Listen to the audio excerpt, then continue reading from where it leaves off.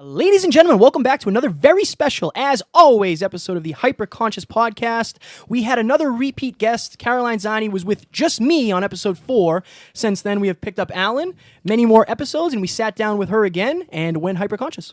Yeah, we did. So this is going to be a little bit of a different episode than usual, but it's super powerful. So we talk about vision boards. She talks a lot about the universe. She's very into the law of attraction. If you've read The Secret, she loves that kind of stuff. Very fascinating rep. Yes, give it a chance. We like Alan said, it can be different than some of our other stuff, but a lot of the things that she is talking about are what started me and got my feet wet into personal development. So I guarantee you will take some value from this episode, most likely more than you think. Absolutely. Enjoy. Bye. No. Geographically?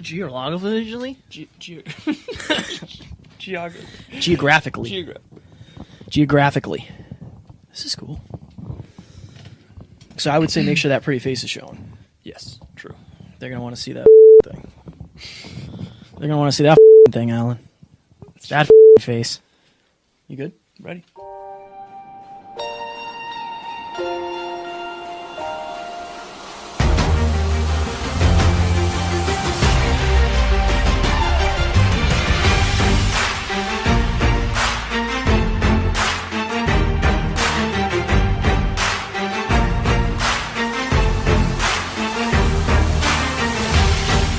Ladies and gentlemen, welcome back to another very special, as always, episode of the Hyperconscious Podcast. I understand you can't see my face, and that is a tragedy.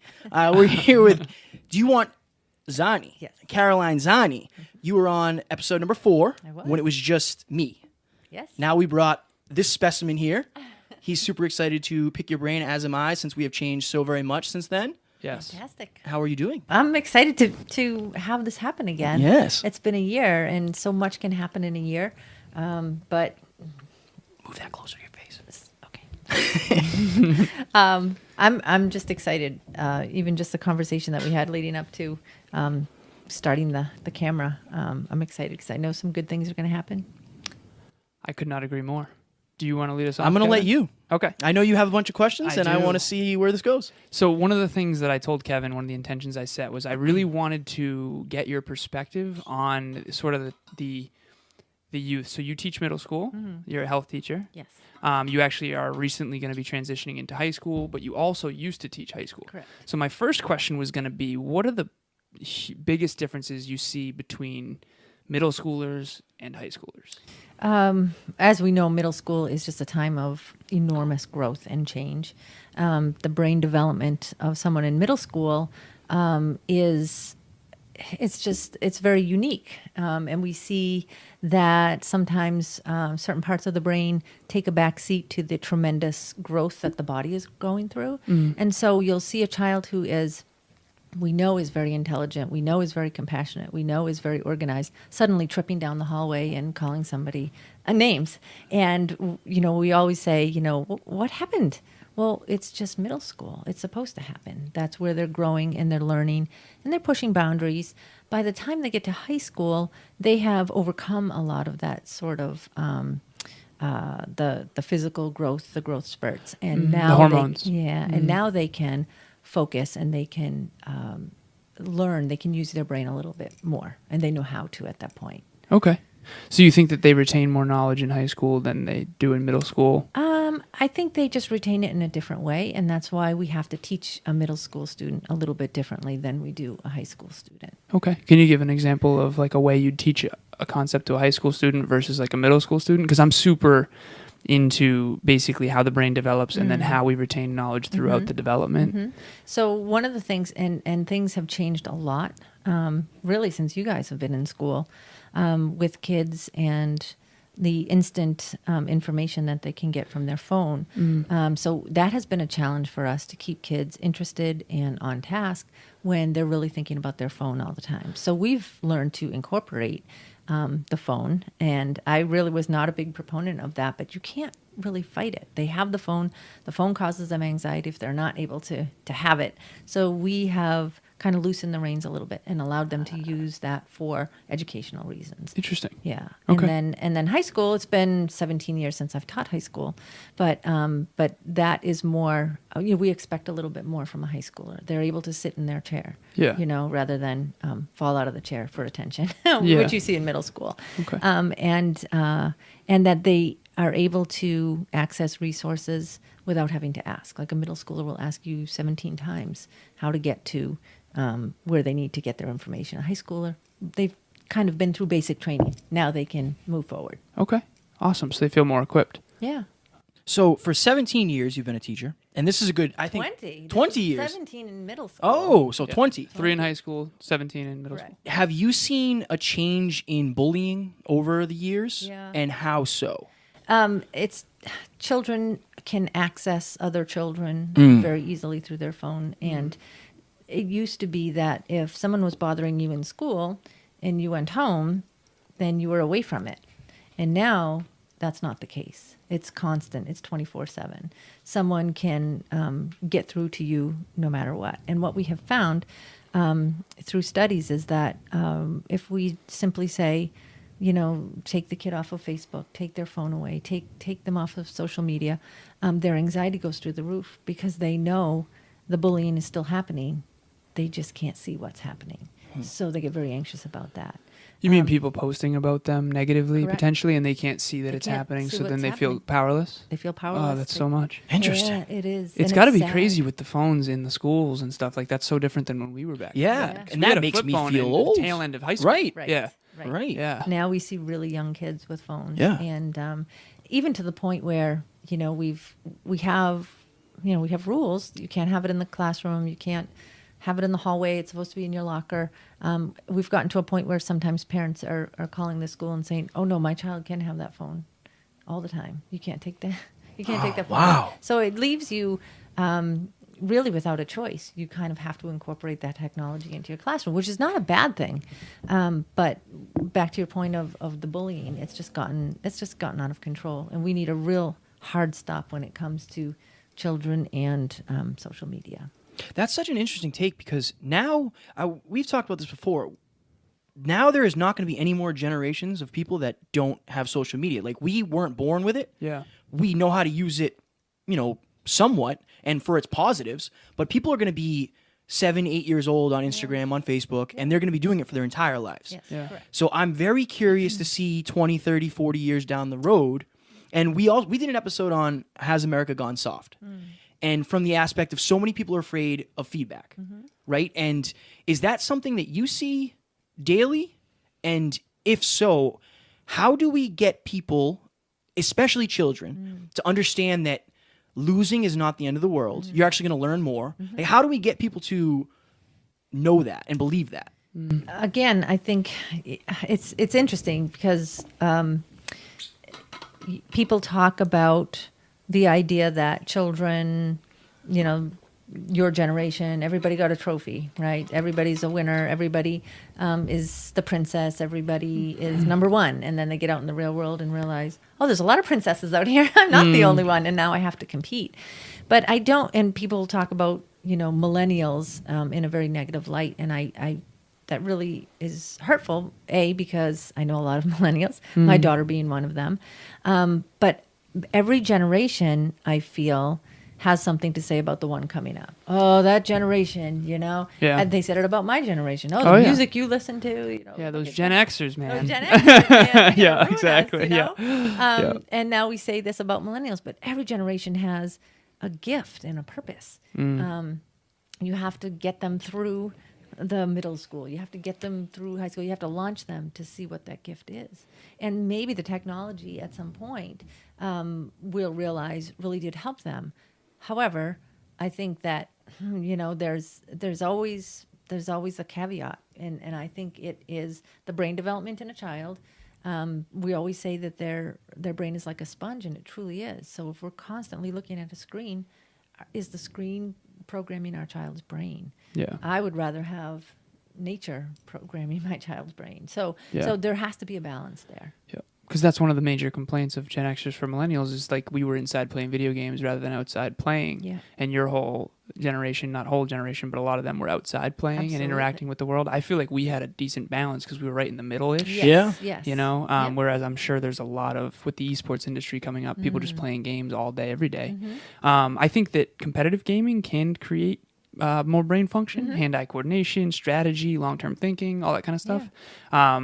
But so one thing that I did want to ask you as well is you basically mentioned that you think it could be a good thing incorporating the phone into the classroom, but you also were against that at first. Sure. Can you share with us your truth about like what the phone's doing to people? Because even in our generation, people are addicted to it. Oh, yeah. There's And no it's a question. really toxic relationship a lot of the time, especially for people who work on their phone. Absolutely. I find it challenging, Yeah. and I consider myself a fairly self-disciplined human who works on it consciously and constantly, and it's still challenging. It is. So what's your take with a kid who maybe hasn't developed that same level of discipline? Well, and the impulse control. They have no impulse control. I read Like an Kevin article- last year. I'm just kidding. Last year. I'm just kidding. Yesterday. Yeah. So I read an article last year at this time, and it was, I don't remember the man's name, but he invented the like button for Facebook. And Okay. they interviewed him, Interesting. and they asked him, you know, what was that based on? Where did that come from? And he said, we knew to get if we were going to get people hooked on it, we had to look at gambling. We had to look at slot machines. We had to look at that repetitive Yeah. and that instant The dopamine hit. gratification. Yeah. Yep. And it worked. And they asked him if he regretted it, and he said, "Oh, absolutely." He said, "We need a real hard stop with this." And they asked him also if his children were on social media, and he said, "Absolutely not." Interesting. So I found that very shocking and interesting, and I think, you know, we as adults gave this technology to children. It's up to us. We can't blame the child. It's not the child's fault. Exactly. We need to be the one to really make that distinction. You know, this is phone time, and now it goes away, and now you're outside, or you're being bored. Kids don't know how to be bored. Right. They don't. They're not comfortable with it. Yeah. Yeah. When I was bored, what did I well, this is way back before you guys' time, but I would go outside with my sisters and we'd create something. You know, I had horses. I was always riding. My dad was a builder. We had tools. We'd bang nails. I mean, it was fun, but you learned stuff. And we played with kids in the neighborhood. You know, we did those kinds of things when we were bored. Kids don't know how to be bored. Okay, so I like to talk about the positive and negative, mostly positive. Obviously, I'm a huge optimist, which is awesome. But so you're in the middle school classroom and you see the way these children interact with social media and their phones. Yes. So what is the upside in your perspective? And what are those moments of like, oh, wow, that's like a real problem? So I think the upside is, yes, kids can be in touch with their parents when they need to be. Okay. And we even, you know, we have rules about that. If you're sick, you need to go to the nurse. The nurse will call your mom. But sometimes at the end of class, a child will say, you know, I have to stay after for math, and I forgot to tell my mom. You know, so yeah, absolutely. It's quick, it's easy. Yeah. They have that that comfort that they're able to connect with who they need to connect with. The downside is it's a huge distraction in the classroom. Yeah. And there have been cases where, you know, kids will take a video during class. The teacher doesn't realize it. They're maybe taking a picture of a kid sleeping in class, right? Now, as a teacher, if a child is sleeping, there's a reason for it. He's probably not bored. He probably didn't get any sleep. Yeah. Do I let him sleep the whole time? No. But if it's the last 5 minutes, he's tired, he puts his head down. Yeah. Of course, I'm going to let him take Oh, those yeah. 5 minutes. We used to do sleep. that too. Yeah, Absolutely, of course. And now this other child is taking a picture of, or a video of this kid sleeping, posts it on social media. Oh, why is this kid sleeping in class? You know, where's the teacher? And so, yeah, there have been instances where there's a lot of misconstrued instances. Or Yeah, because it's a snapshot it's a snapshot of the truth rather than the actual truth. Yeah. That must open up a whole can of worms for teachers. For teachers, for other students, for privacy reasons. You know, I mean, I wouldn't want my child being filmed walking down the hall for many reasons. You Yeah. know, suddenly it's on YouTube and people are making fun of this child. So Interesting. I can't Yeah. even imagine that. I can't yeah, either. it's different from what even Yeah, you guys. because I won't lie. Like, yeah, I maybe checked out some butts and some underwear hanging out, right? But now In high school or middle school? no, high school, high school. But now, like answer. everybody has a camera at all times. There's no Yeah. privacy. Interesting. And there's no, again, a child might do something on a whim or a dare, or, you know, they don't have the impulse control. Yeah. And then, you know, that's going to follow them for a long, long time. Kids are getting in trouble, you know, taking pictures, inappropriate pictures, and then sending them to all their friends. I mean, they can get into a lot of legal trouble, and that doesn't go away. Yeah. Interesting. So, That is interesting. That's there are very different. Yeah. Do you feel like it creates a much more challenging environment for the education system in Yeah. terms? Yeah. Oh yeah. Okay. We deal with a lot of children with anxiety, and my heart breaks for them. Yeah. To have a diagnosis of anxiety or depression, and to sit in a classroom with everything else that you have to deal with in middle school. Yeah. Then to be anxious about what somebody thinks of you on a much bigger level Much bigger scale. than you Yeah. guys dealt with, or that I dealt with. Because it's not just the can't get person away from across it. the room; it's everyone in the school potentially on social media. Well, when and you don't even know also, it. if you're so we always say social media is a highlight reel. It's not real life. Yeah, Correct. It's And a snapshot. Yeah, what does an 8-year-old think when he looks at social media? And how do you? How fake. If you make an Instagram profile, you can see anything, right? Like, can they block certain things? Interesting. I'm mind blown right now. yeah, it's a whole thing. Yeah. It really is. Yeah. That must be such a hard thing to navigate. It is, and it's very damaging, you know. And I have found that, you know, Massachusetts was one of the first states to come up with bullying laws, and I think it's fantastic, and it's about time. But there's only so much the police could do. There's only so much the school can do. There's only so much parents can do. If that child has a phone, it's really not a phone. We know that. It's a portal to the entire world. Right? Yeah, And, wow. and I know that there are parental controls, but kids are way smarter. Oh yeah, for Kids sure. can get They're smart, around and they're it. smarter than their parents half the time with the Absolutely. technology. With the Absolutely. technology, so Absolutely. it's yeah, that's true. Wow.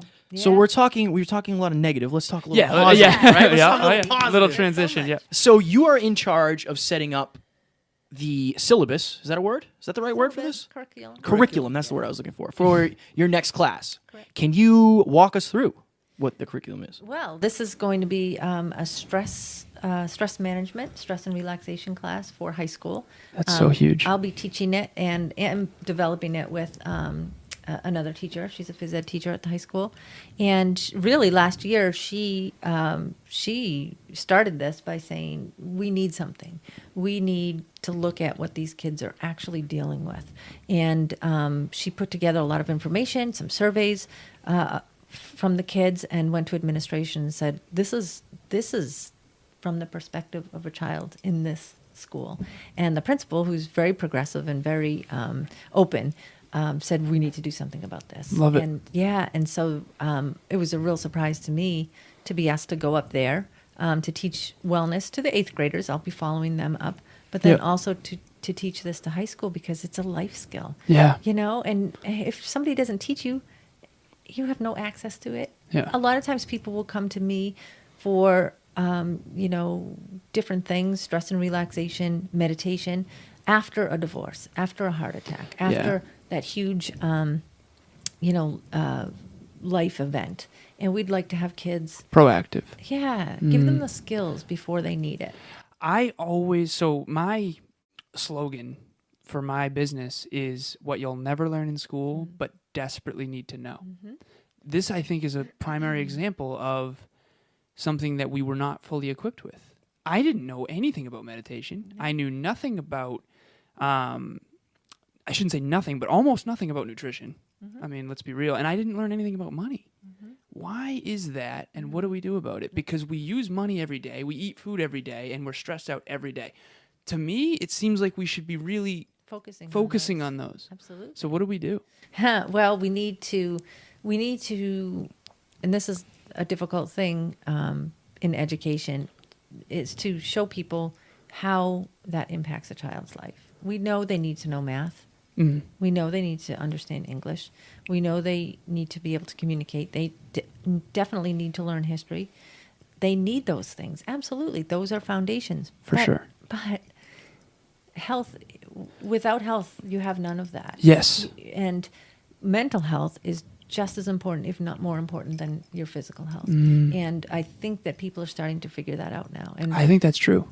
I saw something on Facebook, and every time I see it, I repost it. And it's just this child crying over a book, and it says, your child's mental health is much more important than their grades. And I think parents need to understand that as well. So Kevin and I today, we did a little assessment of our strongest core values and what we also would like to attract into our life. And the two that I found that are most foundational for me are number one, health and fitness, and number two, personal development. You were a health teacher, and I do remember learning a lot in your class, but health was not a huge focus after that. Nope. Okay, and that's a huge concern because, like you said, it's the foundation we build everything else on top of. And then the other thing is personal development. I feel like we should have a course on personal development and why we should do that. Because I think as soon as students connect, oh, okay, all of my dreams can come true if I work on myself, not just on my grades, Correct. then I can, you know what I mean? As soon as they connect that dot, I think it's going to be huge. Yeah, and then if it makes sense to them and they understand it, you know, in their heart rather than just in their brain, then they will work toward it, right? If we're just giving them knowledge, right? A lot of times kids think school is boring. When I was in high school, I was bored to tears. If I had a class like the one I'm creating, right? And Yeah. I say that, I laugh about it. I say, I wish I could take this class. I know. That's But how here I I am. do on my curriculum. I'm doing an Absolutely. online training program. Same idea. It's like, I wish I had this. Absolutely. That's awesome. But I think that's also that's a gift to be able to say, I didn't get this, so let me give this to the next generation. Yep. And it really is a life skill, all of that stuff. And I just, I feel like I do a lot. The guidance department is actually going to be teaching part of it as well. We Just have a dog knocking at the door. yeah, No there's worries. a dog who's trying to get in. So guidance will be teaching part of it. I will be teaching part of it, and then the phys ed teachers will be teaching part of it. So I think it's a great balance. But some of the things that even I do with my 8th graders now at the middle school level is to look at your personality type, right? So taking like the Myers-Briggs for kids, like taking it down a notch and saying, Nice. it explains a little bit to them about why they are the way they are. Yeah. And the And that hope it's is okay. That it's okay. And that you can actually leverage that for the person you're supposed to be. Supposed to And be, you're right. not wrong. Like, it's fascinating When when you're you're super young, they say everybody says you can be whatever you want. I know. Whatever you want. But just go to school, do all this, and then go to college, and then finish that, and then you can still do whatever you want. But you got to do all this first. But now you have to pay your student Right. loans. Yeah. I feel like I never knew this was an option. But at the time, it wasn't. It wasn't. Really. Yeah. Podcasting is a new thing, but I always felt like it was either you go to school, you go to college, or you're a loser. And I felt like I put all my cards out when I didn't go to college. Because I was one of the few people that I knew that didn't go to college. But you were also more successful financially than most people Yeah. who do go to college, and you didn't have the debt. So it's fascinating that you were told one thing and then you proved that kind of wrong. I just knew going to school for another 4 years when I didn't know what I wanted to do was just not a smart thing. Right. Yeah. I just didn't feel like it was a good investment. And I feel like for a lot of people that it is an investment. You're spending hundreds of thousands of dollars. and lots of time. And lots of time. What are you learning? If you're going to use what you learn, sure, do it. If you want to be a doctor, go to school. You have to. But like, if you have a drive and a passion for something that nobody else is doing, figure out how to do it. Absolutely. And I think the personal development piece, like, you don't need to go to college to learn. Like, you can learn Especially now. Right. on your own, and there's also a ton of curriculum online now. Basically anything, photography, fitness, you name it, there's tons of online education. But so I don't think college is a bad thing. I think learning is Oh, no, cumulative. yeah, for sure. Right. But I do think that knowing there's another option is important. Yeah. It is. What's your And- take on that? Yeah. Oh, absolutely. In fact, I have a friend. She actually is a librarian in a high school, and neither of her kids went to school, and she's totally okay with it. She has a master's degree, but she says the return on investment today just isn't there. Yeah. And so she wants her kids to kind of figure out what they want to do first, and then if there's training involved, great. Let's find that training. It's not necessarily a 4-year school. Okay. And I'm all about school. And my daughter went to school. She has a 4-year degree. Interestingly, though, she got a degree in nutrition, And she said it had nothing to do with me, of course, right? Like I didn't have it. Yeah. But, she very quickly realized that unless she became a registered dietitian, she wasn't really going to be using this knowledge. And she uses it in her personal life, which is great. But Yeah. did you really need to spend, $75,000 Exactly. for that? Yeah. So she went into the medical field. She became an EMT, and now she's a paramedic. Nice. And she makes almost as much as her mother does in a very short period of time, which is great. But is she using any of the nutrition information? She really isn't. It was and she went to UMass Amherst, a great education, great experience. Yeah. And nobody can take that from you. But return on investment, she's not using that information. So and you're right, Kevin, if you're going just because everybody else is going and you're spending that money, it's a lot of times. I just felt so much pressure from everybody. Like my guidance counselors, you got to figure out where you want to go. Like I don't want to go to school. Right. But everybody says this is what you have to do. Right. And I didn't really, like my mom didn't go, and my grandmother didn't go. So I didn't really have people in my life to like help me figure out if that's even what I wanted to do. Right. I just said, I'm not going. That was basically, my mind was made up. I'm not going. I'll figure it out. Yeah. And that's kind of where I am right now. Yeah. I'll figure it out. I think with enough work ethic and a value for learning, that's like work ethic is more important than anything because you can learn anything else if you have the work ethic. I agree. So I agree. so I didn't have a construction background. I didn't have any of that. Yeah. I was willing to learn. Right. And you're willing screw to work up. hard. Yeah. You're willing to work. But hard. I'm willing to screw up. And I Yeah. think that helps me more than You learn most from that. things. Absolutely. And go ahead. That leads to a perfect question. Hammer. What is your take on? So I am the world's biggest believer in failing forward. I think that I'm a big time optimist, so I think things are going to go great, and I get disappointed often, but I always try, and therefore I always learn from the trying because being in the arena is where you get all the learning. You can talk about the gym all day, but until you get in there and try to bench press 150 pounds and fail, you're not going to get the learning. So what's your take on school and like failing forward? And like I think that a lot of us have a strong aversion to feedback. So you get a bad grade and then you think you don't like that class anymore. When in reality, like that's just part of learning. Right. So when I ask a question in class, and a lot of times, the same hand goes up over and over and over, which is great. I love a kid who will always participate, but there are so many kids who, they hitchhike. They don't. I'll sit behind this kid because he always has his hand up. So I will really try to engage those kids that don't want to raise their hand and give them a safe place to fail. Yes. But we don't tell them we want you to fail. Exactly. Right? That's terrible. Yeah. In their mind. So we will ask questions in a way that opens the door for them to psychologically be safe to say whatever's on their mind. Okay. And then if it's completely out of left field, where'd you come up with that? Yeah. And that throws them off guard because you didn't say, no, you're wrong, and then call on somebody else. Yeah. Where'd you come up with that? And it's fascinating to find how they got to that answer. Okay. And sometimes maybe the answer sounds like it's really wrong, but if you realize the way they got there, it's not that far off. Yeah. And in that way, the child says, well, it's okay to say anything. I can say anything, and then I'll get to the right answer somehow. Social pressures. Biggest thing in the world. Especially in school. Yeah, exactly. And even adults. Like, you won't put yourself out there and say what you truly feel because you're afraid to say something stupid. I'll never forget in Mrs. Pryor's class in high school, I asked a lot of questions, and one of the kids, I won't mention his name, basically got the whole class laughing at me. And Mrs. Pryor said, no. Like, he's learning, and, like, he's allowed to ask stupid questions because they lead to good ones. Yep. And by the way, I passed the AP test and you didn't. So you're also a super genius. Yeah. But I loved that she did that because she told them, stop laughing at him. Absolutely. He's learning, and this is a good thing to engage. So how do you get your students to feel comfortable, like you said? Like, how do you know that other kids aren't, like, later on, like, picking on them, oh, that was really dumb or whatever? Because I feel like it holds people back so much to be afraid of to be judged.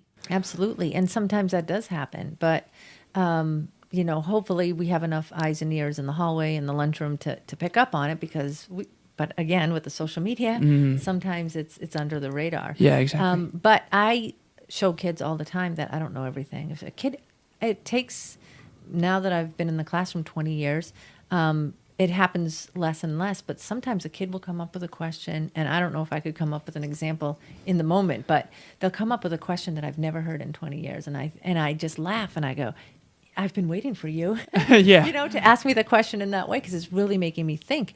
And they realize I don't know the answer, and it's fun. And I'll say, all right, well, where's a good place that we could find that answer? And they get excited because, yeah, they know a lot more places on the web than I do. Oh, well, I think if you go here and you go there, you know, just type it in, just see what happens. And then we'll have a little experiment and we'll see what the computer gives us. Very cool. And then we verify it, see if it's really true. So we're learning together. And that makes it a safe environment, because I am a lifelong learner. I'm learning from my kids all the time. All the time. That is such a fresh, like, beautiful mindset to have, because I was afraid of some of my teachers. sure. There's no way I'm going to learn from you if I'm afraid of you. Yeah. that's not how I learn. Yeah, I'm just gonna I show learn up, by sit being down. vulnerable and screwing up. That's how I learn. So I think the way you're going, I always feel like there's always one person in front of like a big charge. Like we podcasted with the co-owner of a Muay Thai gym. And this gym is just positive vibes, all positive Oh, yeah, vibes. Why? absolutely. Because the people who run it are positive people. Yep. And I feel like as a teacher, you were spending so much time with these people that if you are a positive influence and you rub off on them positively, you could really, really change the course of their life. Absolutely. And I get emails and sometimes actually snail mail will be sent to the school from kids, you know, who are in college or who are parents now. And they'll tell me, you know, remember that time you said this? And for the life of me, I can't remember that I actually said it, but it impacted that child. Yep. I sent one of those to Mrs. Pryor, and she read it to the class and cried. I sent her a whole long thing about how unbelievably grateful I was for that moment and for always believing in me when no one else did. Yep. And like I remember one time, the entire class, I've told this story before, Mrs. Knapp's class, the entire class was laughing at me because I didn't trust one of the equations in the textbook. And I could have sworn I was right, and everyone was laughing at me, Alan, you think you're right, all this stuff. And I took it to Mrs. Pryor, and we proved that the textbook was actually wrong. Wow. Even Mrs. Knapp was saying, you're wrong, you're wrong, you're wrong. And I'm like, I know this is right. And I took it to Mrs. Pryor, and she pulled me out of that. So I was always kind of, I don't know, putting myself out there, and I feel like I got bullied and laughed at a lot, but I never really let it stop me. Yeah, and that's amazing. And that's that mindset that you have. So we talk a lot in school now about growth mindset. And that's not an easy thing to do, especially when you think if you're not right, then you have failed. But it's a story. And I'd like to show kids that it's kind of like a book. You're in the middle of the book. Yeah. You know, you're writing that story now. It's not the end, you know, and there's got to be conflict in a book. You're going to learn from this. I heard a quote one time that said, I'd rather ask a dumb question now than to be dumb forever. Yeah, absolutely. You know, because it's like, there is no dumb question. yeah, if you're not asking the questions because you're afraid to look dumb, you're going to stay. That's one of the Where biggest, you are. my biggest regrets was going through the fire academy and being afraid of what people thought of me. One of my biggest regrets. Yeah. I feel like that holds people back more than anything it else. wrecked the Being afraid entire of what thing. people think. I should have asked more questions. That's one of the reasons I didn't follow through and become a firefighter, because I didn't feel like I was competent. And that all falls on me. Yeah. That's all. That nobody else pressured me into not asking. I just didn't have the balls to do it. Right. And that's a regret of mine for sure. Do you think there was a moment where you got laughed at and then that locked you in? Everybody liked me. Everybody liked me. No, nobody laughed at So me. then what was it? I was you just think? afraid of what people thought. I was afraid to screw up in front of everybody. But in baseball, you were willing to, right? I was really good at baseball. Oh, okay. Yeah. Interesting. Yeah. I mean, so most of the time I was the one getting the hits. So if I did screw up, it was kind of like the rarity Yeah. when that happened. That still follows you a little because we talk about Yeah. that, your fear of incompetence. Yeah. One of my biggest fears is walking up to a door and pulling it and not opening. Like that is the dumbest the dumbest fear ever. And I literally have to walk up to him and be like, just pull it. Just pull Wait, it. like See what happens. like metaphorically or Literally. Yeah, both? literally. Both. I have a question for you. One of our listeners and good fans, Amy. Oh yeah. She has been through a crazy transformation over the last 6 to 7 months. She just went back to school. She's having problems taking tests because in her mind, she was told that she's dumb. She shouldn't go back to school. She's going to fail. That's sad. So now when she passes the test, she's kind of like surprised. So she feels like she has the knowledge down, then she takes the test, and then she second guesses everything. Is that something that you have dealt with students in the past? And do you have any tips or tricks to help Amy? Yeah, that's anxiety, right? And the things that we learn early on, like if somebody actually told her that she was dumb, that's a horrible thing. Our words are extremely powerful. You know that saying, sticks and stones can break my bones, but words will never hurt me? That's so not true. Right. We know that. Why did we ever say that? I don't know That where is the that comes dumbest Because phrase ever. it was you. If you said it to somebody, they would just shut up. Yeah. Because it was like, oh, checkmate. Yeah, right. But, Interesting. But words are incredibly powerful. And whatever we are telling a child in the first few years of their life, that's what they believe they are. And it's a real challenge when we have a child who comes in and we may not know that the child has been told these things over and over and over. You know, some of the kids, we never know who's sitting across the desk from us. We can't. Just by looking at them, by the way they're dressed, we make assumptions that they're fine and they're well loved and cared for. That's not always the case. So you can have a very smart child who has anxiety about taking a test because they do believe that they're worthless or they're no good and they never amount to anything. And it's that sort of subconscious mind that's constantly working and it drives your behavior. So the conscious mind might have the proof that they're not dumb, but the subconscious mind believes they're dumb, so it will drive that behavior. So you can sabotage yourself on a test very easily. So maybe some deep breathing, some focusing, some positive affirmations before she goes into a test can really help. And I always tell people about positive affirmations. You know, they sound cheesy sometimes, but just keep saying them. And I always say, fake it till you make it, because you will eventually believe it. You will rewrite that tape that's going on in your head. I've never shared this with anyone, I think. But I used to run around the track saying I'm unstoppable. Because when your body's engaged, your subconscious mind is more impressionable. Sure. And I would, as long as I was running, I would just repeat over and over and over again, I'm unstoppable. Yep. And I truly believe that helped me feel more confident. Absolutely. And then I was therefore willing to try more, Yeah. get more results, and that reinforced the belief. Absolutely. So I'm with you on affirmations. I actually have I am affirmations in my journal that I try to read every morning. I am unstoppable. I am confident. I am capable. I am, right? So I think that's huge. So if you have a kid that you know is being maybe mistreated or not affirmed at home, what do you do? And what are the indicators of that too, by the way? Anxiety a lot of times is pretty easy to spot. Okay. When a child acts out, behavior is language. So when somebody is misbehaving, as we call it, they're really just letting you know they need something. So some of our worst students, behavior-wise, are the kids that need the most love, you know? So yes, they can drive you crazy, and yes, you get fed up, and yes, there has to be a limit. But generally, if you pull a kid aside and let them know that they're struggling, or that you know that they're struggling, and it's not in front of all their friends, they'll be open with you. And then you can say, I'm going to help you. Okay. And they don't often hear that one-on-one from another adult. I'm going to help you. And I know what this is about. And then show them that they can behave in class and that there's a reward for behaving, right? Instead What of would the reward be? The grade or just no, just the being attention. supported, the Generally, attention? it's the attention. Okay. And they start to see that other kids are going to treat them differently now because their behavior is better. So it's just it's a learning curve. Interesting. Yeah. And that's the environment that you try to create in the classroom. Absolutely. Openness. Openness, and there has to be that level of respect. It Okay. has to be, because it has to be a safe space for everybody. Love it. Yeah. So that your classroom is a reflection of you, I like basically, to think so. right? Yes. You are super into deep thought. You're super into affirmations and energy and all that happy jazz, as are we. It's very interesting to sit down with you now as opposed to whatever it was a year ago. Yeah. Now that I actually understand what you guys are saying. Well, you talk about fake it till you make it. Yeah, 'cause you trust me. You really kept up with it. I faked it hard. You did. And What would you say to people that think it's?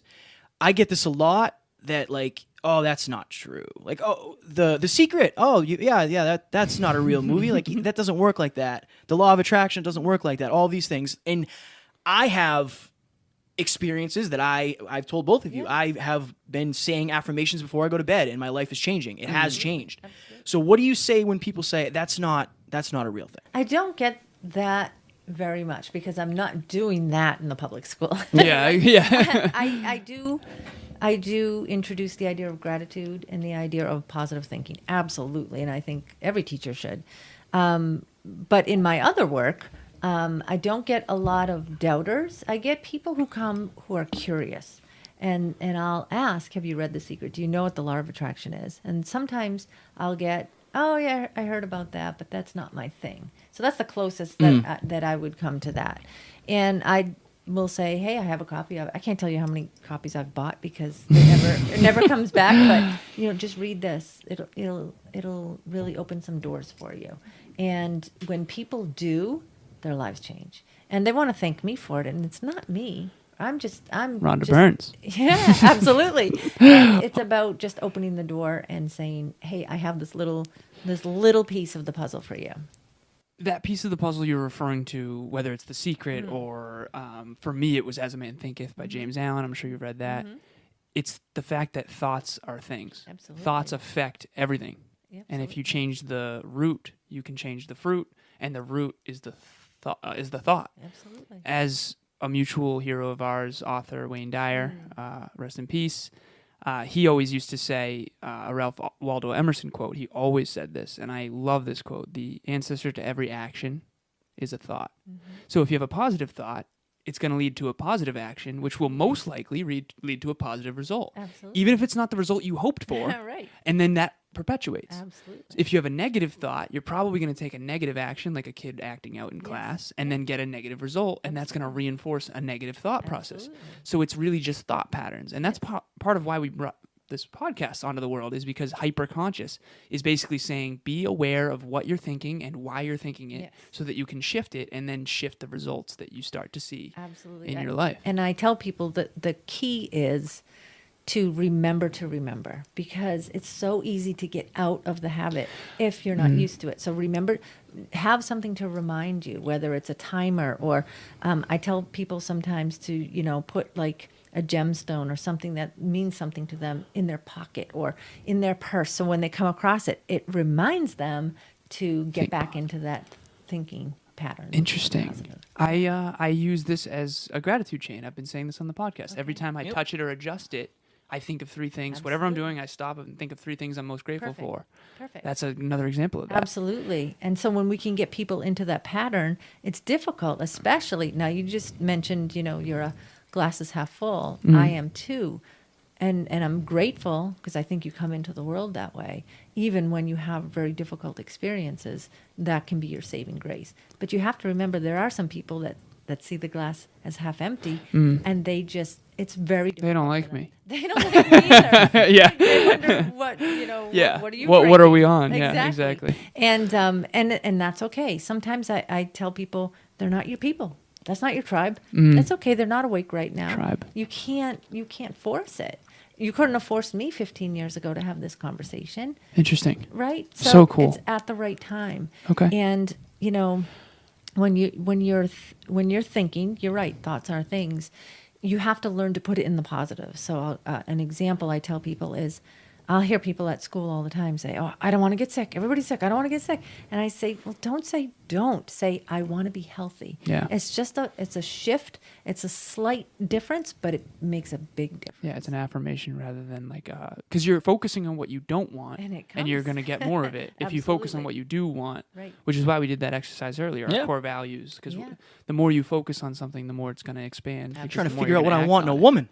Yeah, exactly. Trying to figure Make your list. We did. We did core values. Yeah. It was the whole thing. Was it a big long list? So the problem was we definitely underestimated how long it would take. Like we just got personality traits. Okay. And then I was like, we got to go. Yeah, right. We got a podcast today. So we have to sit down for longer. Yes, absolutely.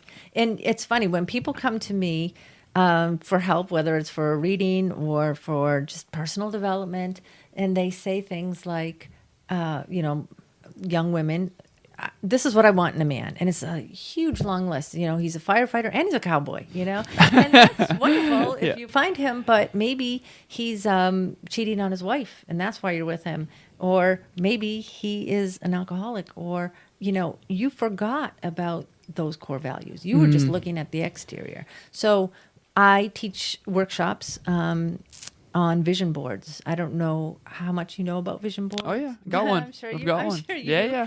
Vision boards are extremely powerful. Super powerful. And but please talk about it because I think I don't talk about it enough. Okay. Yeah, and you talked about it a little bit. Yeah, not enough though. Not enough. Not Yeah, enough. do. It's such a powerful thing. Yeah. And show us how you go about that it's- workshop okay. because I think we could both do better. Honestly. Yeah, Well, I agree. I think I think I see that maybe we should do something together with that. Let's do it. I would love to. For a workshop. I always tell people your imagination is such a gift, and there's just so much that I want to talk about. So keep me focused. I will. I got you. Alan can't focus, Yeah. so I will. You Kevin's asked the me logistics earlier guy. about did I have an imaginary friend? And Yes. I did have an imaginary friend. Quote. Was it because named Vander? Was it it Vander was or not- Vander in the book? Yes. Vander in the book? Okay. It was actually Darn. Tomwa. Sucking up. And Sucking right? up. That's Welcome, I mean- good. That's good. Some of us read the books. Hey, about hey. Can't read. What do you want from me? We'll get it out on audio. Just for I you see. guys. I appreciate that. Well, I already asked for a signed copy in advance. Yeah, I so- heard that. Absolutely. Yeah. Now she's publicly accountable. So with vision boards, I always tell people your imagination is the best tool that you have. And Albert Einstein said, imagination is just a preview of what's to come. Your And life's coming attractions. It's true. It It's is. so true. And when I wrote my book, I didn't really sit down to actually write a book. I just started writing, and it became a book.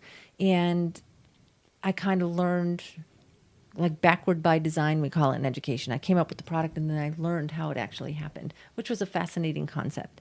But once the book was there in physical form, I didn't know how to get it published. I didn't know anything about the publishing world.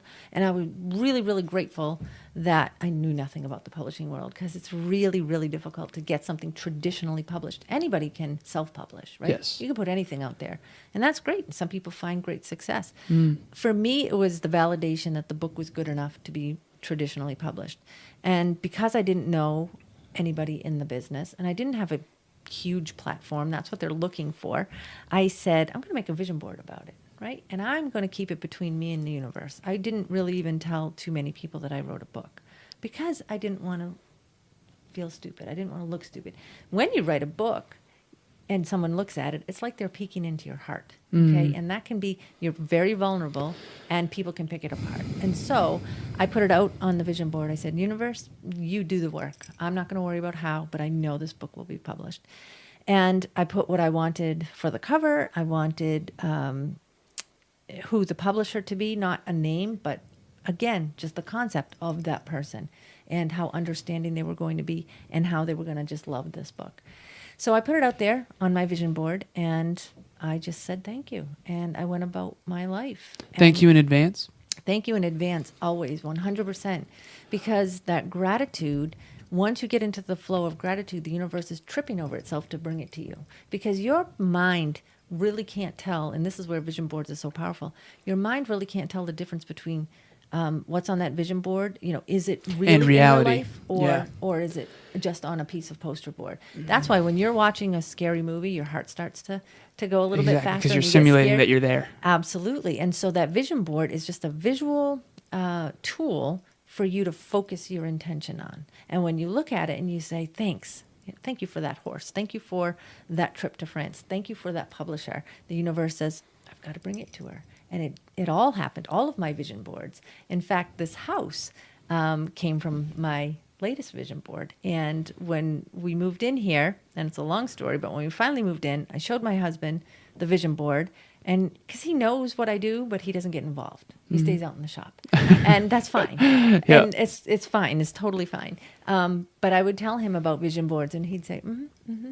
And then when we got this house and I showed him the vision board, he said, this stuff is real? And I said, we wouldn't have this house if... Did he if make a it vision weren't board real." after that? He didn't make one. No. I said, we have to make one together, but I his love would it. all be cars, Yeah, yeah. and that's fine. But, on my vision board was a trip to France, because I wanted to find the tree that's on the cover of the book. And I wanted to walk in the footsteps of my character, because I didn't know anything about France beyond what I learned in school. I didn't know anything about lavender. I didn't know anything about past lives. To me, it was just a story. It was my imagination. And I wrote it all out. And in 76 consecutive nights after work, 9:00 at night, I would start. And this book just kind of took You on didn't miss a life of night. its own. 76 in a row? 76. That is crazy. That is Like, crazy. think about that for a second. October 1st. Talk about flowing through you. Yeah, and it wouldn't stop. It And people would say, so the few people that I did say, hey, I've got this story I'm writing, they'd say, well, how do you think it's going to end? And I said, I have no I don't idea. know yet. In fact, I can't wait to write tonight because I want to see what happens. And that's when I started to realize I wasn't really writing the book, not by myself anyway. Yeah. And so fast forward, it was traditionally published 2 years ago. And when I thought, actually, we made our itinerary, I realized that I would be in the lavender fields in Provence on the 2-year anniversary of the book launch. Very cool. So talk about one of those moments where you're like, you can't make this stuff up. Yeah. You just can't. But that was on my vision board. A lot of things are on my vision boards. And I just patiently, it's not like I'm waiting for them. I know they'll happen, but it's got to be in the right time. You know, if I... How do you know when it is? How do That's you a know when it hard is? Because question, I know, but how do a you know lot when of- it's the right time? when it shows up. Okay. That's what it means. But it's the what right if it's an time. opportunity that shows up that you need to seize, You have to... even though you have that fear? Well, that fear is an interesting thing. Is it fear or is it just a little bit of anxiety, your ego pulling you back saying, stay small, because it does that. And when you start to become, and this is what happened to me, I started to become who I am at a much later stage than you. And my family, very traditional family, raised Catholic, small town. I have no complaints about my childhood. Wait a minute. Yes, I do. I know. At least one. At least one. But I was just going along, through life, and just it was what it was, and it was fine. But when I started to realize that there was much more to life, and that I could become something different or something that felt more comfortable to me. Not everybody is going to accept that. Your family, especially, they want you to stay in the role that they know you in. Well, they fell in love with you in a certain role. Yeah. And when you are no longer in that sort of box, it's like they don't know you anymore. and it's Like, scary to them. I think that and it's a little bit of a tangent, but not really. I feel like our society constantly reinforces consistency. Yes. And it's like, if you're consistently the same person, it's not a red flag to me. Right. You're good. You just stay there. It's all good. Yeah. I think we're all struggle with change. And I've been changing so much. You've been changing so yeah. much. It And hurts. that's what's required It to hurts. improve. You It literally does. can't get better without changing. It's not Absolutely. possible, right? So anyone who loved the old you needs to re-fall in love with the new you. And that doesn't always happen as quickly as you're changing. No. And we talked about this before too. Sometimes they can't come along with you, and that's okay. And it's painful to say, and it doesn't mean that they have to leave your life completely, but you can leave them where they are, and you can continue to grow. And it's almost like you have to continue to grow. Sometimes you and I think, are very similar in this way. If you're stunting my growth, I'm miserable.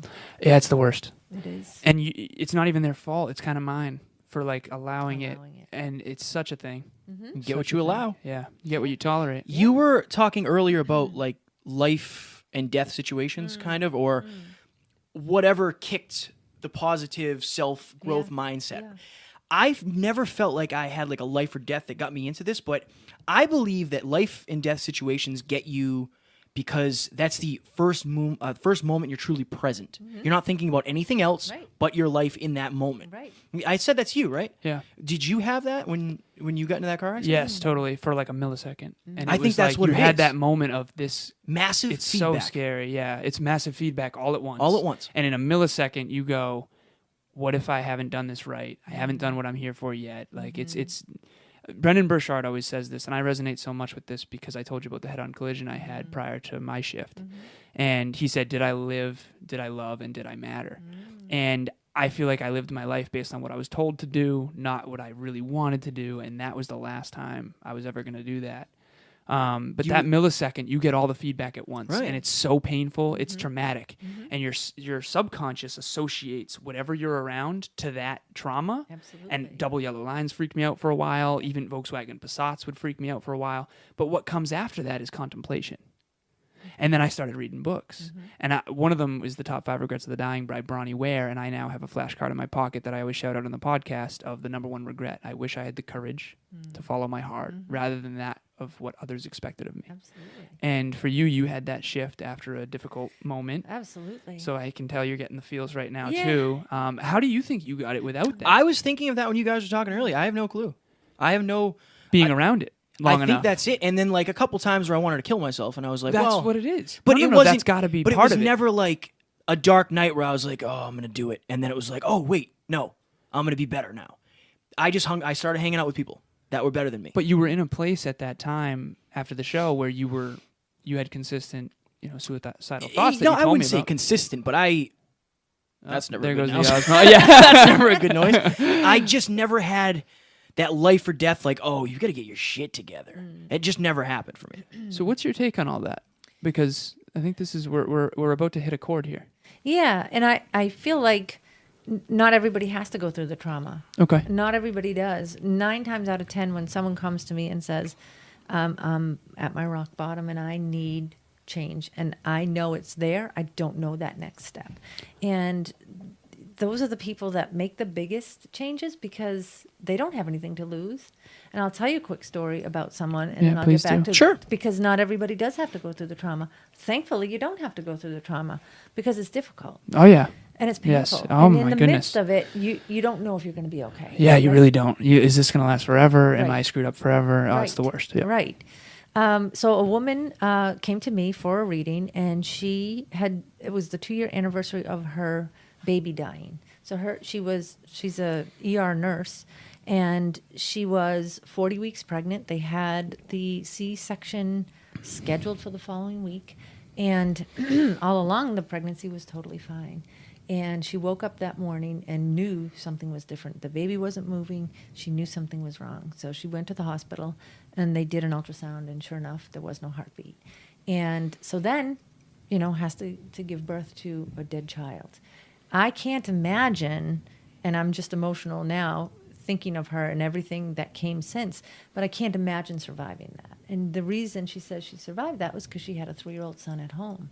And so she had to go home, and she had to make him breakfast, and she had to take that next step. And so on the 2-year anniversary of Lily's passing, she came to me, and she said, I heard you could help me. And she's such a beautiful woman, but she was tired, and she looked drained, and she looked lifeless. And I did the reading for her, and I talked to her, and I said, things are going to shift, and so many things are going to come into your life. Your life is going to look very different in about 1.5 years. And she just nodded, and she said, okay. And she paid me. And I said, no, you're not leaving. Hold on. I said, I want you to promise that you're going to come to one of my groups. So it's a group where people learn to develop their intuition and to just be open to possibilities. She said, okay, yeah, I'll come sometime. And I said, oh, wait a minute. You're not leaving yet until I get your promise. And she promised that she would come. And a few weeks later, she came. She was lighter energy. She had just come from work. She was still in her scrubs. And she sat down and she said, okay, hi, ladies. My name is Tina. And all I want to know is, where's my husband and my babies? And I'm thinking, husband? What happened? So her husband left her after the baby died. And I thought, oh, this poor woman, she can't take much more, right? And yet she's this beautiful, vibrant, happy person coming from work. So she stayed for the class, and she's been with me 4 years now. She comes religiously. In the last 1.5 years, she met this man, Aaron, and they have 2 twins. Well, they have twins, a boy and a girl. Beautiful, beautiful children. And she is happy, and her life is just so different. And she sends me all the time just a quick picture of the vision board that she made. And it was all about, bride-to-be and babies. And, At the workshop? At the workshop. The one where she said, where's my husband and child? Yeah. And she made a vision board then? Yes. And now that's so cool. And I'll send it to you. It's amazing. So now she's working on her next one. The power of Bigger intention. house. Yes. Oh, okay. Absolutely. But now she needs a bigger house because she's got twins. and life is really, really good. But, this is something that I feel is important to mention, too, is that when you're on your path and things are working out and things are great and you're loving all of this and you're so grateful, it doesn't mean that every day is wonderful. And I think that back to the social media, we can sometimes make things look like everything's wonderful all the time. For sure. And that's not reality. Right. It's not Yeah. supposed to be. Yeah, if no. you had everything you wanted all at once, what would the point Yeah, of you'd be living bored as it gets. Absolutely. Yeah, absolutely. Yep. So not every day is easy. And she gets frustrated, with the twins or, her husband not doing as much housework and whatever. That's life. And I have to remind her, you wanted this. Yes, and I do want it, and I want it every day. I listened to a speech recently by J.K. Rowling. Talk about imagination, by the way. She said that it is impossible to live without failing, and that you may never fail on the scale that I did, but it's impossible to live without failing unless you live so cautiously, in which case you fail by default. Absolutely. And that's so huge. Like you mentioned rock bottom, and I think that when she said you'll never fail on the scale that I did, she's referring to the rock bottom. She was basically so poor, nearly homeless in London. She had a child, but a very short-lived marriage and a divorce. And she said that had I really succeeded in all the other areas, then maybe I would never have done the work that was most important to me. Absolutely. I feel like that rock bottom, it's like you do have nothing to lose. It's like I might as well chase my heart. Absolutely. I might as well step up because you have no choice. You have to. Right. So for any listeners out there that are in that really tough time, I always go back to a quote that The Rock used to say. He said, you just have to trust that you're not the first to go through it. Absolutely. You're not going to be the last to go through it.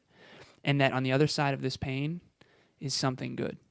You got to hang in there and have faith. Absolutely. And we talked about Rumi earlier, you know, that quote that I live by, it is, the wound is the place where the light enters you. And I always add to that, if I may, that, you know, the light could either burn you or you could turn it around and just be a beacon for someone else. And people who go through difficult things tend to do that. They reach out to someone because they recognize it. That was me a year ago. That was me 3 years ago. Yeah. So, Interesting. So, no, you don't have to go through the trauma. But being suicidal is a very traumatic thing. Yep. You know, so whatever's bringing you to that point is a very traumatic thing, and it's important to talk about it. So I'm very glad that you brought it up. We can't. You were stop there for talking about it. Copeland. You were there for Andrew when he was suicidal because you had been there before. No, that was way before. That was way before. Okay. Yeah, we were young. We were like freshmen, maybe. He attributes you to turning that around for him. Well, So that's interesting. Andrew's that- my boy. Yeah. I always say the world is a better place with him, and I'm glad he's still here with us. Absolutely. And he's come through quite a transformation. I know. Physically, Yes. amazing. Mentally as well. Mentally as well, yeah. Yeah. Fitness and personal development. Amazing. I'm telling you, we have a hashtag we use, commitment to constant and never-ending improvement, and we say that to each other all the time, and it's amazing what 3 years can do. 125 pounds down. He went from morbidly obese to an athlete. Wow. He's an athlete. Different you life. know? This is a completely different life. It is. Yeah. Then I maybe that's what it is. Like I felt so trapped. I told Alan this.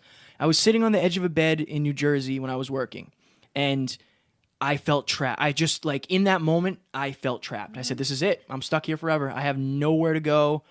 All these things, and then I had to go strap on my boots and go work, and then drive home 6 hours, Yeah. pretend nothing was wrong. Right.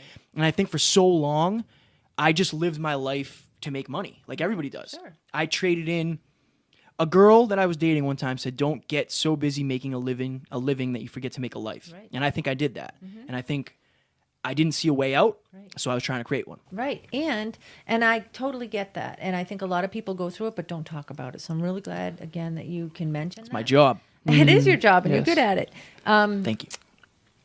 There's a quote by Joseph Campbell, and he says, "We must leave the life we think we're supposed to live so that we can live the one that's meant for us." And I think that's really, really important.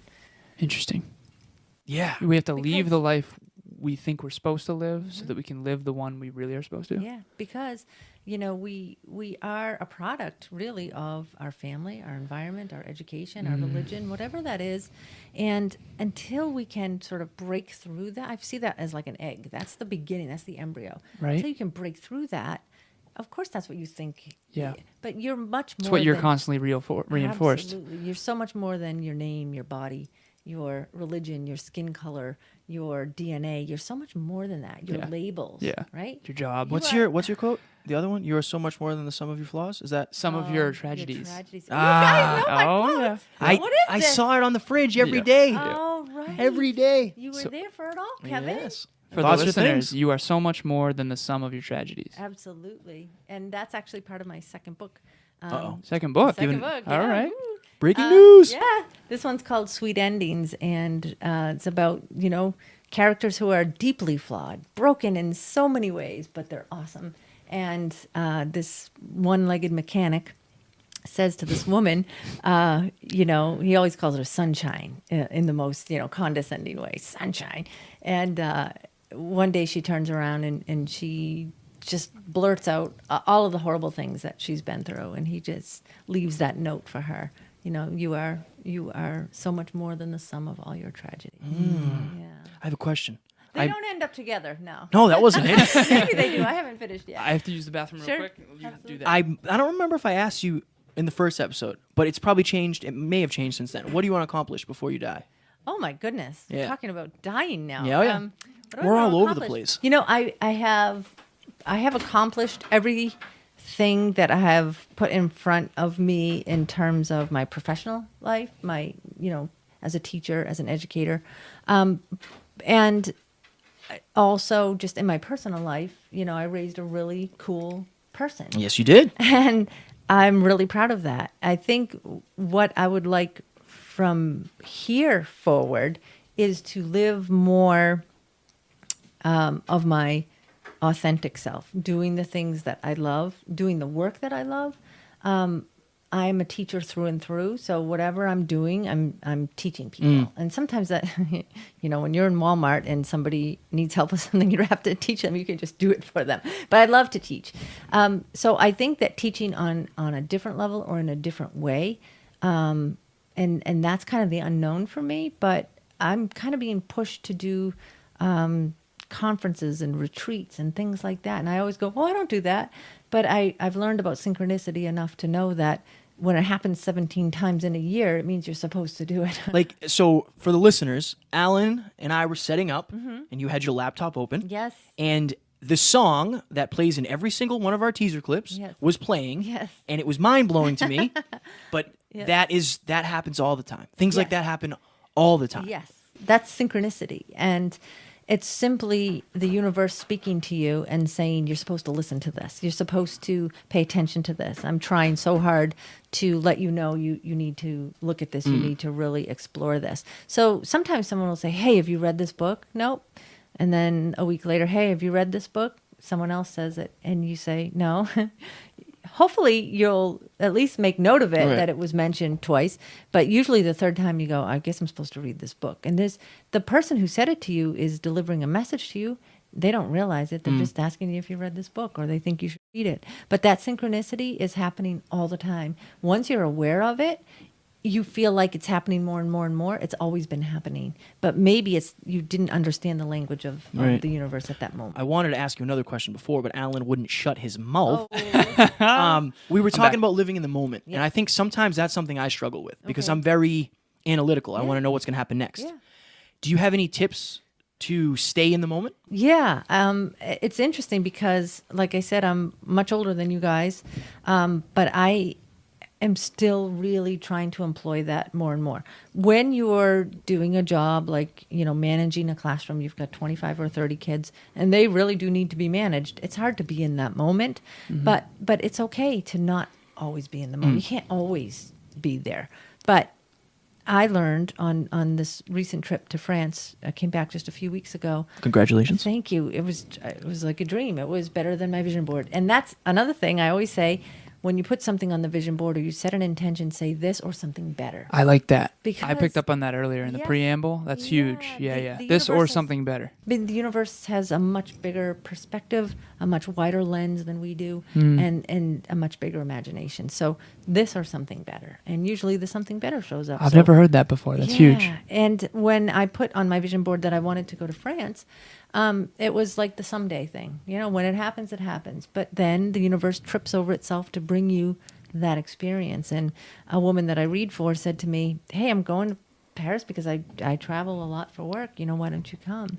And we'll make it a vacation. And who am I to say no to the universe? So Yeah, right. off I went. But when I was there, it was really difficult to stay in the moment because there's the Eiffel Tower. Saw all the photos. Oh my gosh, it's like a fairy tale. So it was difficult for me, but I would remember to remember, and I would pull myself out, and I would say, just be here. You don't have to see all the sights. You don't have to, go to every cafe. You won't fit in any of your clothes when you get home. Just be in this moment. So just sitting on the side of Notre Dame Cathedral, there's a Pope John Paul II's garden. His statue is there, and there's a park bench. And just to watch kids playing or the old man walking by getting his coffee, it's like we're all connected. We're all in this thing together. And France is only a 6 or 7 hour flight away. It seems like a world away. It's not that far.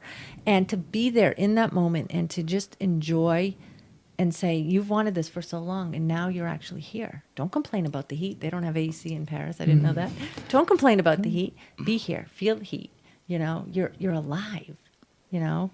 And then to walk across the street, and Amanda is collecting pictures of, like, botanical posters, you know, vintage botanical posters. And the first vendor that I come to is selling these posters. It's that synchronicity. It's like, why wouldn't I buy everything he has? Right. and bring it home. So, and then on the train down to Provence, which is in the south where my book takes place, sitting next to this young man and hearing him, you know, he's speaking French most of the time, but then he picks up his phone and he's speaking English. Some of the things he's saying, I know are messages for me. And I'm thinking to myself, okay, be in the moment because something big is happening, you know, something important is happening. And that's always happened to me, but I didn't know what it was. And that's what I try to teach people, is that the universe is speaking to you all the time. When you said intuition, you're referring to following your heart. How do you teach that? It's Like you specifically, because you said you do intuition with your workshops. I do, and it's and this is with adults, so I don't do this in the schools, but So not Kevin. not Kevin. Look at him with the Just kidding. jokes. Somebody's got to make them. Beat your ass for me here. You know that, right? So what happens usually is that people say, I want to know, how do you do what you do? And it's very difficult to describe that. Yeah. But again, you know, I was telling Kevin earlier that I'm a teacher through and through. So if there's a way to teach it, I'll figure it out. And so I've learned that just holding space for people to explore is really important. Yeah. And so if someone has had a reading with me and they say, you know, how do you do that? Or how did you know that? Or nobody knows that. Where did that come from? And I'll say, you're getting messages all the time. You just have to focus on it and learn the language, let it expand. It's like learning, you know, any foreign language. It takes time and it takes practice. And so people come, and there are certain exercises that we do. There's a little box. For intuition? For intuition, Okay. yeah. Development, there's a box. I know we moved it, but it's similar to this box over here. And I put an item in it before they come. And they have affectionately coined that box the torture box.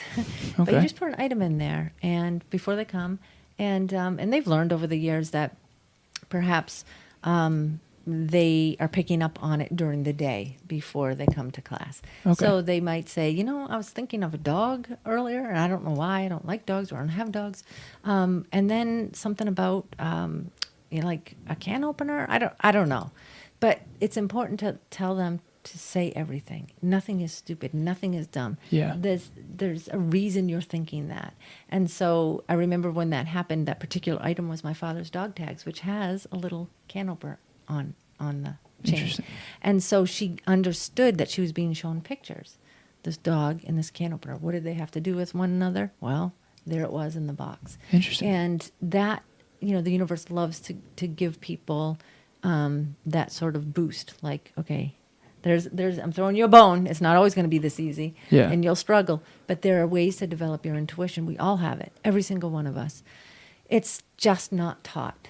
And, you know, I grew up in, like I said, a Catholic family where you went to church every Sunday and you went to CCD, but you weren't allowed to go to another church. I remember going to a Baptist church with a friend, and my grandmother questioned me afterwards, like, what did they say? Because I'm sure she didn't know.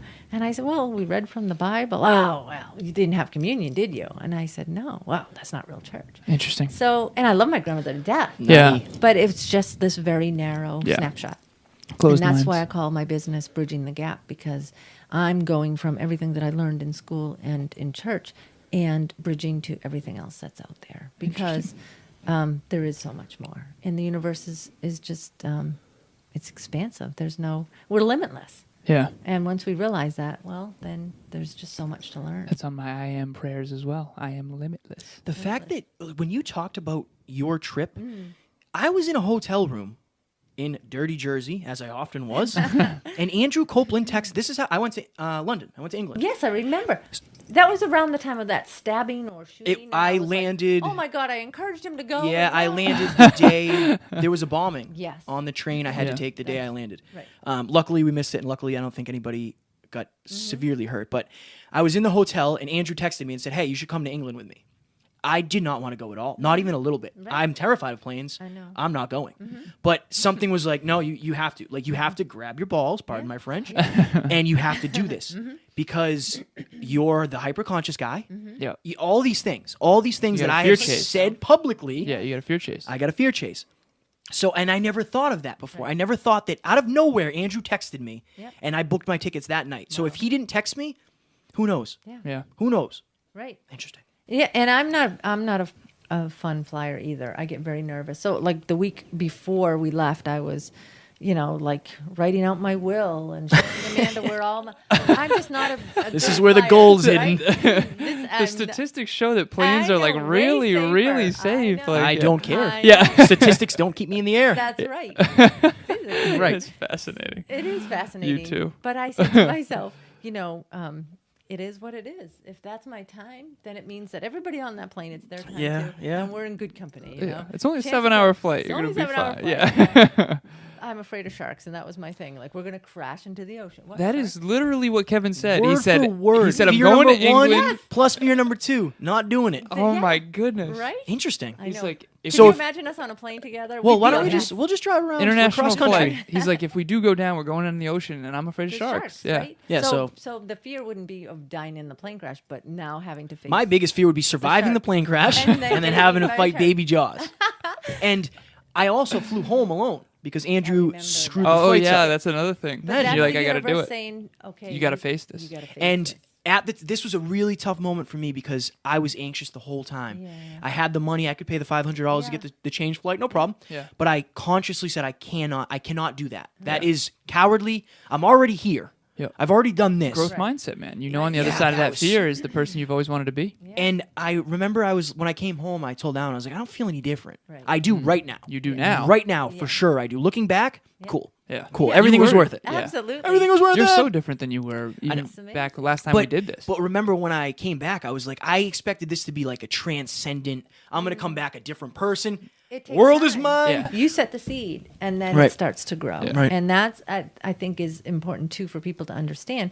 You set that intention, right? You still have to get up. You still have to go to work. You still have to shovel snow. Yeah. That's life. Yeah. That's just part of being in the physical world. But you set that seed, and the universe is making it. You mentioned detached from outcome. So Wayne Dyer used to have another quote. He used to say, have a mind that is open to everything Yes. and attached to nothing. Yes. So like when you expected to come back and feel a certain way, that's the moment you were kind of like going to be disappointed. But if you were just open to the idea of like, okay, this is probably going to make me grow, trusting that, and then you'd get to this point and you wouldn't have like felt that way. It's strange. It's so strange.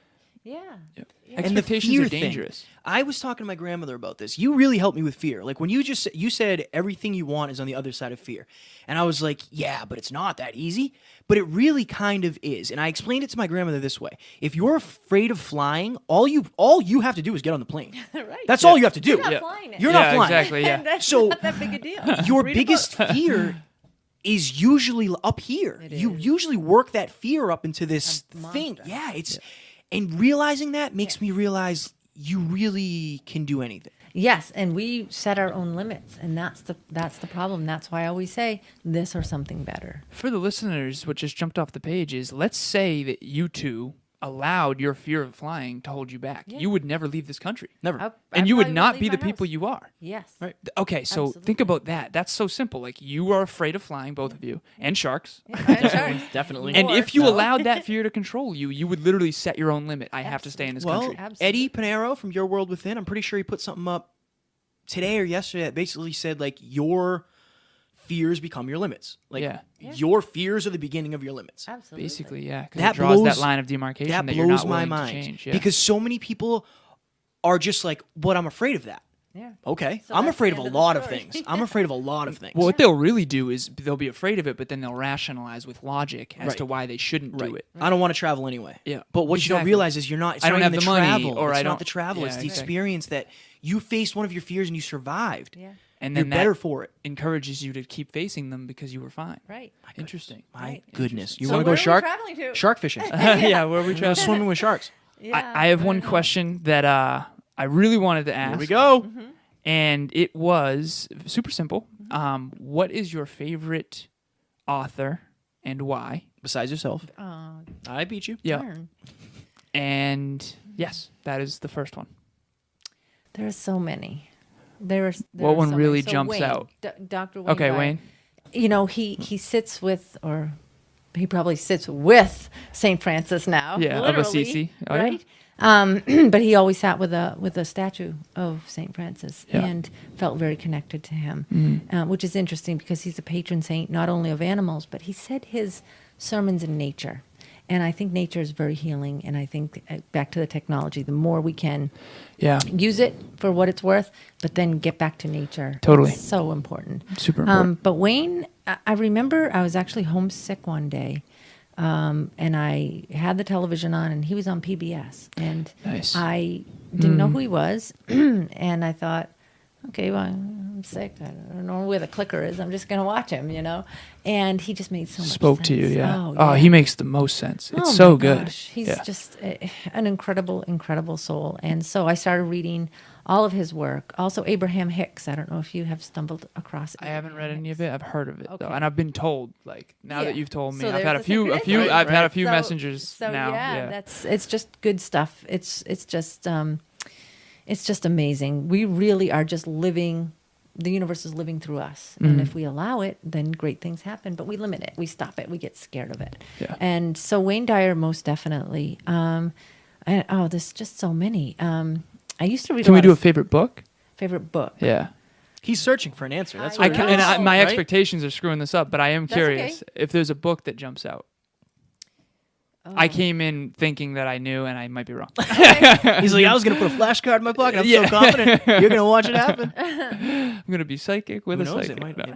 It might happen. So sometimes in the moment, it's hard to recall every amazing book that I've read. But the book, let me think of the book that I go to a lot.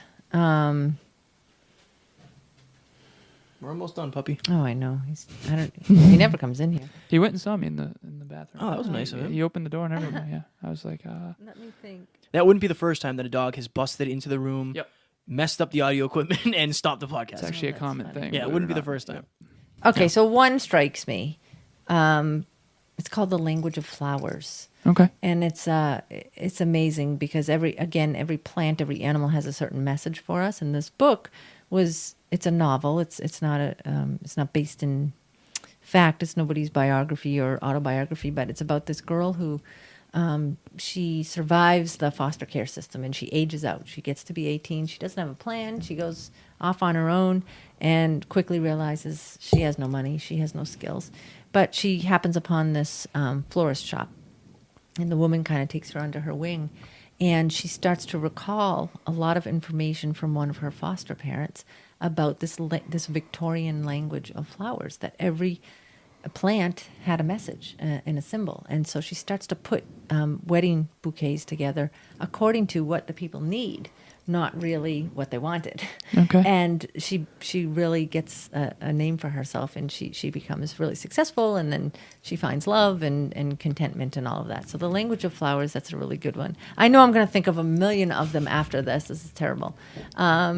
We'll just say the like cat it. in the hat. Like what you just Cat said, in we'll the just Hat. dub over the cat. The in the hat. cat in the Yeah. hat. No. So when I read your book or read the beginning of it, I haven't finished it yet. I got a very alchemist feel. Oh God, there we go. Okay, yeah. I did. Paulo I felt. Coelho. Yeah. Yeah, absolutely. Okay. So that's one of your favorites. Oh my God. Okay, I'm And not so going that's- crazy. No, Alright. you're not crazy, and I go back to that one all the time. I do. I go, Yep. and I recommend that one to people all the time because It reminds me of you.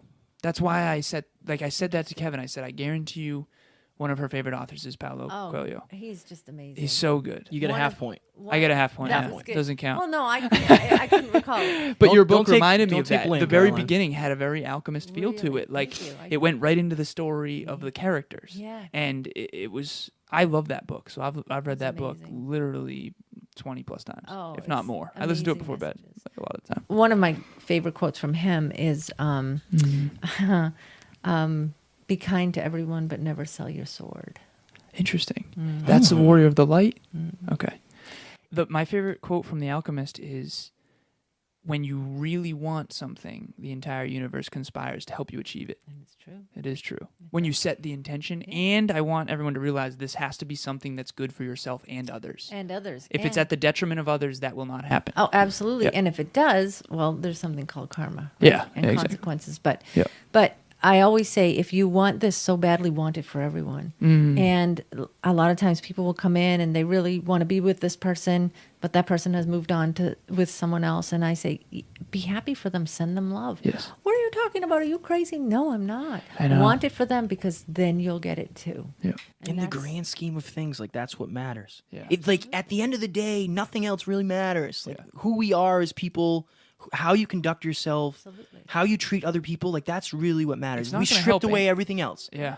That's what matters. It's not going to help anybody to hold resentment, especially not yourself. Absolutely. Wayne Dyer has that amazing quote where he says, and we'll end soon. I know you're. Yeah, we got time. we'll wrap up. Okay. Yeah. He basically says that no one ever died from a snake bite. It's the venom that courses through your veins after the bite, and that's like the resentment or the regret, and it's like you have to dissipate that. Yeah. That takes So- practice, though, just like Yeah. anything else. Absolutely. And he also Forgiveness says is a snakes process. bite. Oh wow. You know, snakes bite. And you just go. knowing Yeah. that, Yeah. right? Super now we important. Can't even go on our road trip. Well, I'm not that afraid of snakes, so I'll Snakes, take care of the sharks, snakes. No, planes. snakes, I'll chop his head right off. That doesn't even bother me. All right, no, Yeah, snakes no isn't a worries. problem. Just the shark. That's the thing for you, though. Yeah. Apparently, with the snakes. You don't No, like the I'm good snakes? with snakes. Oh, okay, cool. Snake is the healer. There's snakes.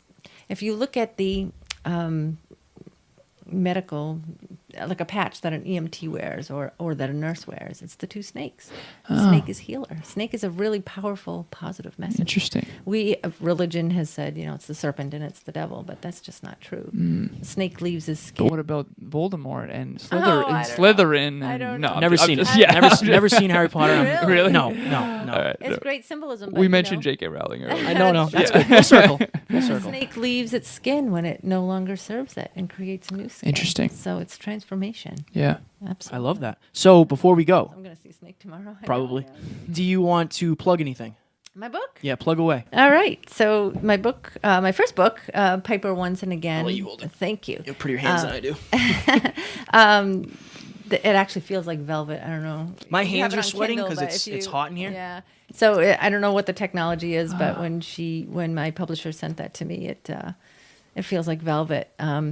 So interestingly, so I put that on my vision board, and I asked for a publisher, and not only did I get a publisher, but I got an agent as well. So my agent found me my publisher. So my publisher is she's like I haven't met her in person. She's on the West Coast, but she and I are like the same person, just living parallel lives. It's incredible. 3 hours different, same person. Yeah, it's really something. And so we really believe in Piper, and we know that she'll be on the big screen someday. It's not a matter of if, it's just when. I love that. Yes. That is so cool. It's a timeless story, and it's a story of the fact that our body dies, but love never does. It follows us everywhere we go. Absolutely. I love it. Absolutely. Alan, do you have anything else? I'm sure No, you... that's it. That's awesome. All right. So far, I've started your book. It's great so far, but Thank until I finish it, I'll be sure to shout it out. Thank you. For sure. Thank you very much. Right on. All right, Caroline, thank you so much for joining Thanks, us. guys. It's been 8 months or a year since the last time. I hope it was equally as fun, maybe a little bit more, hopefully. Oh, it was I am sweating profusely. Yeah, it's the hottest. It is in the here. hottest Yeah. in here. Yeah. It is warm. So we'll shut all these lights off, shut the machinery down, and again, thank you so much. Super Thank you, grateful guys. for Thank you so much. Absolutely. And I hope the listeners will take away all of your knowledge, and I'm sure they definitely learn from you. Awesome. Absolutely.